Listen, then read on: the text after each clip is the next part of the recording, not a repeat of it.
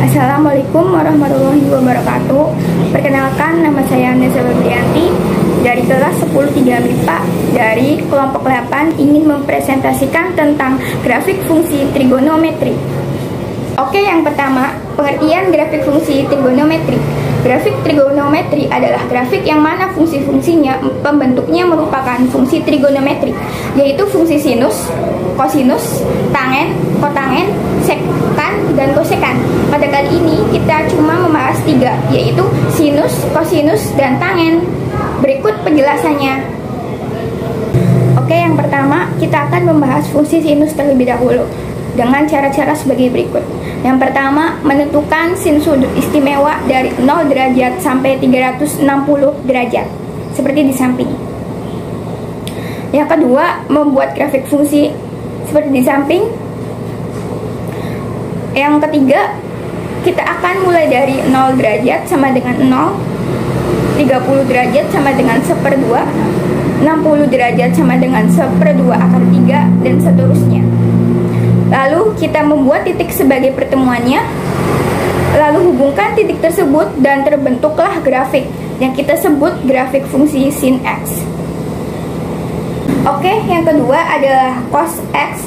Langkah-langkahnya adalah yang pertama, menentukan cos sudut istimewa dari 0 derajat sampai 360 derajat, seperti gambar di samping.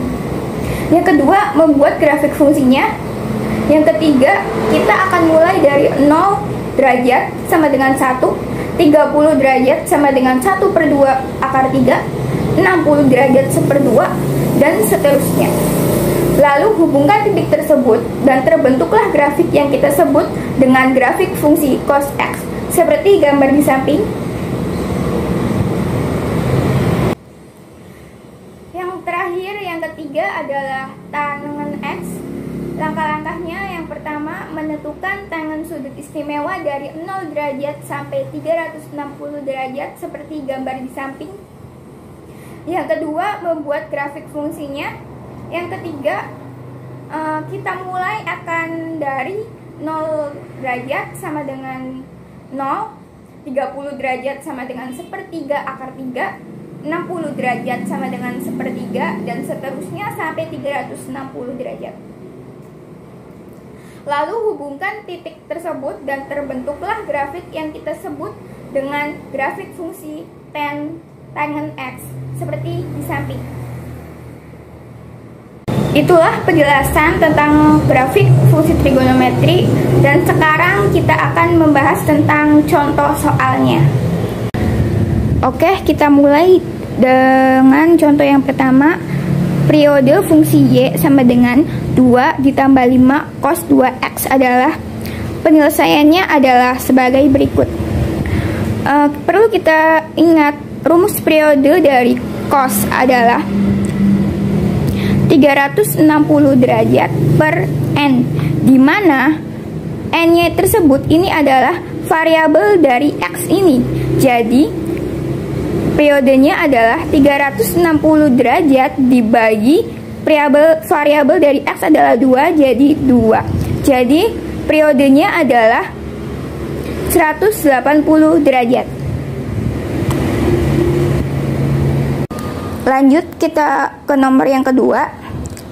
Nilai maksimum fungsi Y sama dengan min 8 cos dalam kurung X min 10 derajat adalah, penyelesaiannya untuk menentukan nilai maksimum dan minimum cukup perhatikan angka di depannya saja, yaitu min 8.